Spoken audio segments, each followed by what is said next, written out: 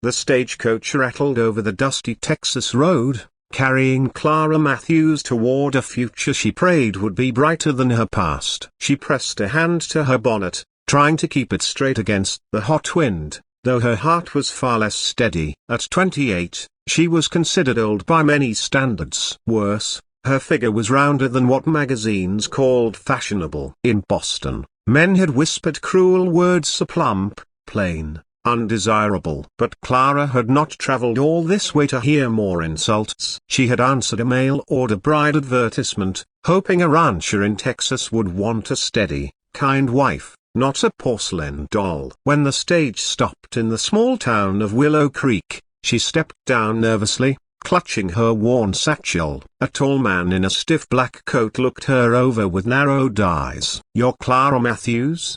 he asked. "Yes, sir," she said, trying to smile. His face hardened. "You didn't mention in your letter a broken bar your size." "I expected only a broken bar younger, slimmer." The words stung, though Clara had expected them. "I may not be thin, sir, but I can cook, and tend a home here." He cut her off, shaking his head. "I can't take you." "Won't." Without another word, he walked away, leaving her standing alone in the street. Clara swallowed hard, fighting back tears. She had traveled 2,000 miles for a chance, and already it was gone.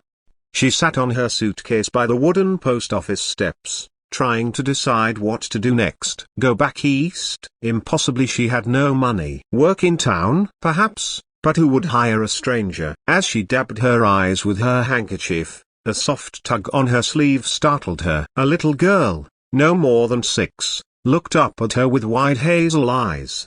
The child clutched a rag doll to her chest. "Are you a mama?"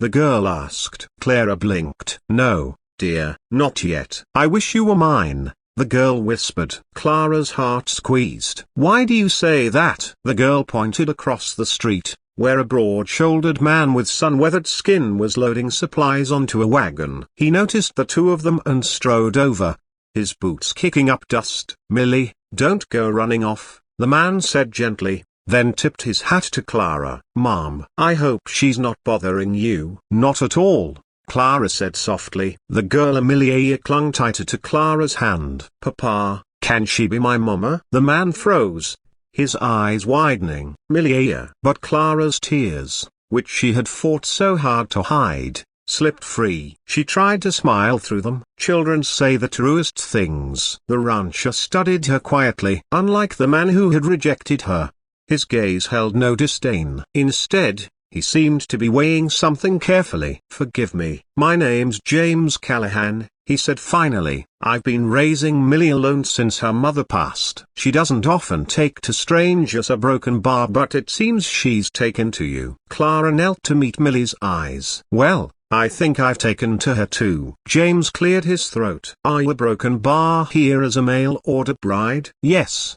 Clara admitted, flushing. "Though I've already been a broken bar dismissed, for being too fat." His jaw tightened. "That man's a fool." He glanced at his daughter, then back at Clara. "Truth is, I never placed an ad because I wasn't sure I'd find someone kind enough for Millie. But if she sees something in you, then I reckon I'd be honored if you came home with us. Not out of pity, but because a broken bar maybe we all need each other." Clara's breath caught. Could it be true? That only this strong, steady ranchera saw her as more than a body to judge. She looked at Millie, who smiled so brightly it outshone the Texas sun. Clara straightened, her heart steadier than it had been in years. "Mr. Callahan, a broken bar, I'd like that very much." That evening, as the wagon rolled toward the Callahan ranch, Millie curled up against Clara's side, already calling her mama. James held the reins, glancing at Clara with a quiet smile that promised respect,